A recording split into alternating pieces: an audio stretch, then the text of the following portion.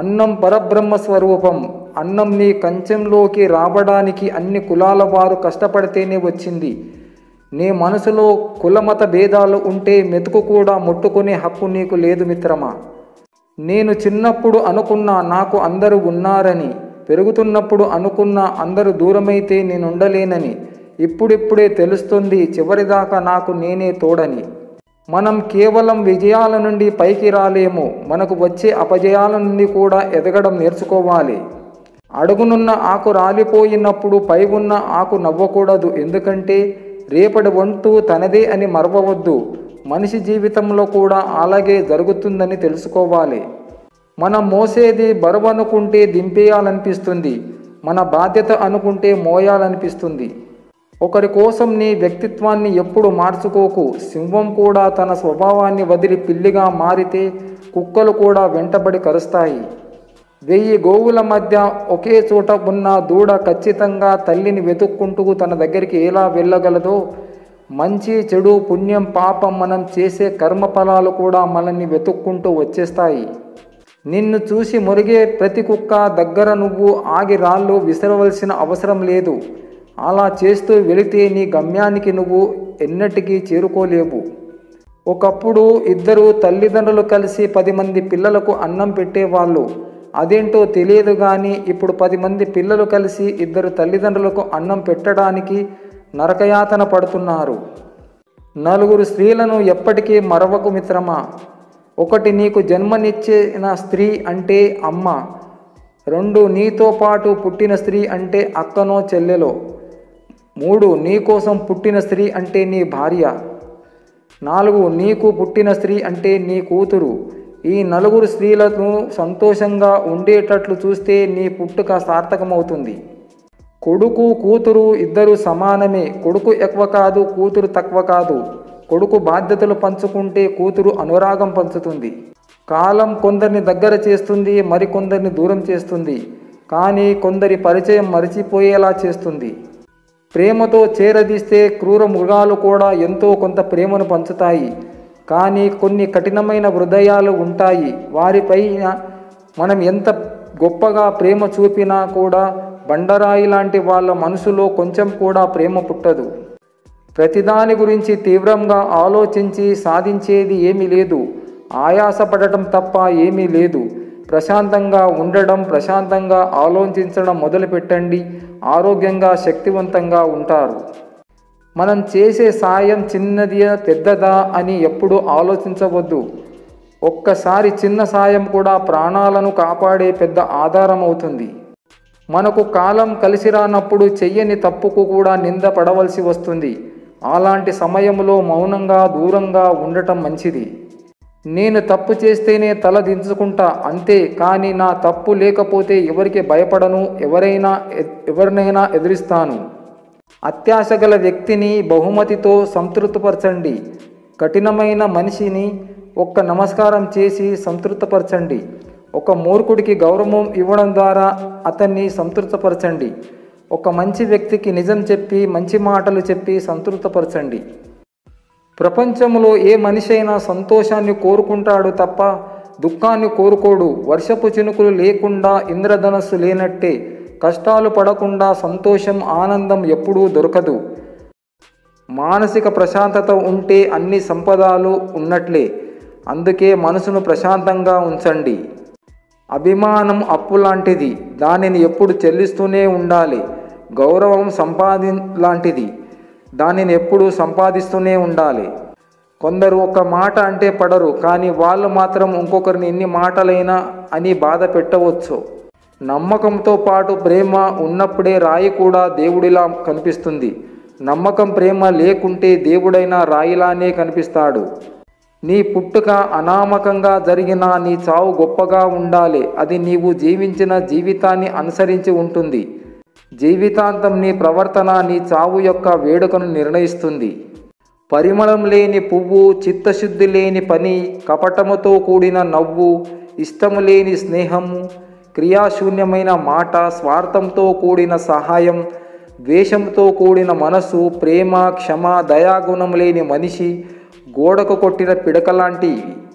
తనకు తాను దహనానికి మాత్రమే పనికి వస్తాయి.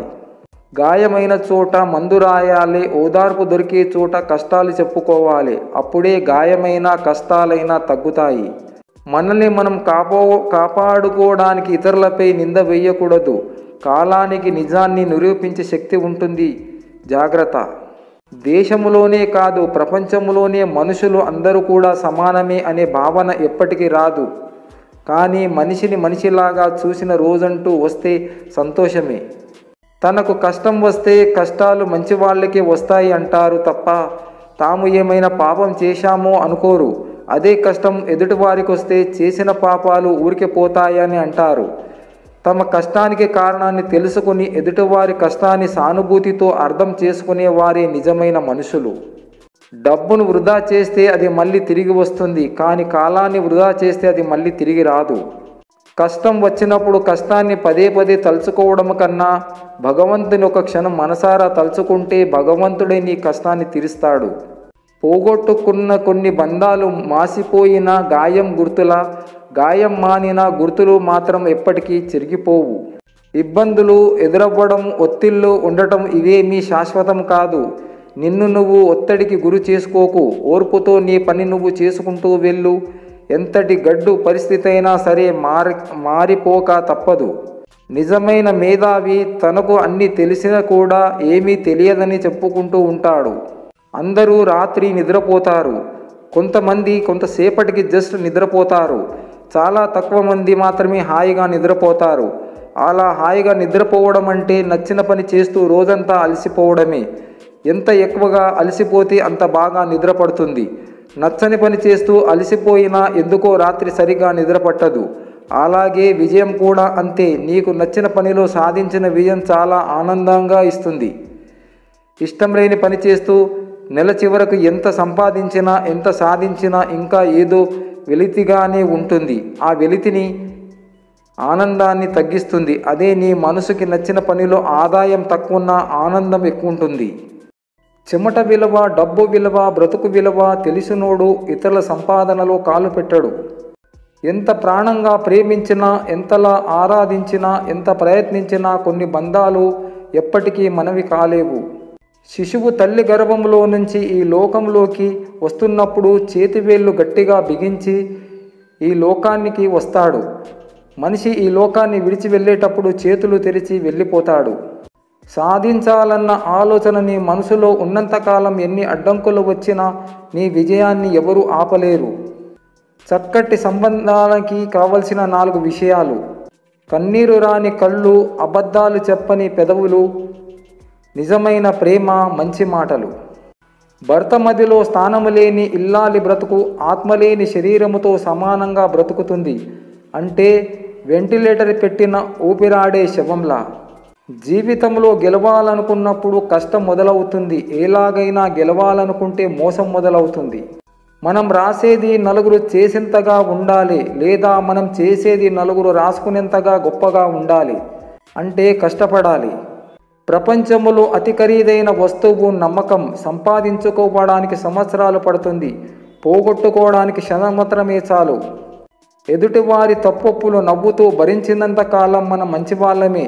ఎప్పుడైతే తప్పుని తప్పు అని చెప్పి చెయ్యాలి అని చూస్తామో అప్పుడే మనలో మనకి తెలియని లోపాలని వెతికి మరి ప్రపంచానికి మరో రకంగా పరిచయం చేస్తారు. అప్పటి వరకు మనం చూపిన ప్రేమాభిమానాలు అన్నీ మరుగున పడిపోతాయి. ఇదే నేటి మనుషుల పద్ధతి. డబ్బు ఉన్నవాడు అబద్ధం చెప్పినా నిజమే అనుకుంటాడు. డబ్బు లేనివాడు నిజం చెప్పినా అబద్ధమే అనుకుంటారు. ఈ సమాజం మనిషిని నమ్మదు. మనిషి వెనకాల ఉన్న ఆస్తిని, డబ్బును నమ్ముతుంది. కదలని బొమ్మకి కవితలు చెప్పినా, మారని మనిషికి ఎన్ని నీతులు చెప్పినా ఒకటే. మాటి మాటికి మన మీద అలిగి గొడవ పడే వాళ్ళ మనసు చాలా స్వచ్ఛంగా ఉంటుంది. అర్థం చేసుకోవాలే కానీ అలాంటి వాళ్ళతో బంధం చాలా అద్భుతంగా ఉంటుంది. నేను ఎన్నిసార్లు మోసపోయానా నాకు అవమానం లేదు. ఎందుకంటే వారిని నమ్మి మోసపోయాను తప్ప ఎవరిని నమ్మించి మోసం చేసింది లేదని గర్వపడుతున్నాను. సృష్టిలో అమ్మే గొప్పది ఆకాశాన్ని అడిగితే చెప్పింది. అమ్మ ప్రేమ తనకంటే విశాలమని సాగరాన్ని అడిగితే చెప్పింది. అమ్మ మనసు తనకంటే లోతుగా ఉంటుందని కొండ తేనెను అడిగితే చెప్పింది. అమ్మ మమత తనకంటే తీయనిదని సరాగాల కోయిలను అడిగితే చెప్పింది. అమ్మ పిలుపు తన పాట కంటే మధురమైనదని కొవ్వొత్తిని అడిగితే చెప్పింది. అమ్మ త్యాగం తనకంటే 1,000,000 రెట్లు ఎక్కువ అని నేల తల్లిని అడిగితే చెప్పింది. అమ్మ అంటేనే ఓర్పు అని, ఓర్పు అంటేనే అమ్మ అని. మన అహం నశించినప్పుడు ఆత్మ మేల్కొంటుంది. తలలో ఆలోచనలు మారనంత వరకు తరాలు మారినా తలరాతలు ఎన్నటికీ మారవు. నిజాయితీగా ఉండేవాడు ఎప్పుడూ పొగరుగానే ఉంటాడు. కారణం వాడికి నటించడం రాదు కాబట్టి. ఒకరిని కించపరిచి అవమానపరిచి తమని గొప్పగా చూపించుకోవడం బలహీనుల లక్షణం. ఒకరు బాగుంటే చాలు మనకు మంచి జరుగుతుంది అనుకోవడం బుద్ధిమంతుల లక్షణం. మన హృదయం మీద చెప్పేది నమ్మాలి, ఇతరులు చెప్పేది కాదు. మనం చేసేది ప్రధానంగా మనం వెతుకుతున్న దానిపై ఆధారపడి ఉంటుంది. గెలుపు కన్నా ఓటమి నుండి చాలా పాఠాలు నేర్చుకోవచ్చు. అది మనకు మరింత దృఢంగా చేస్తుంది.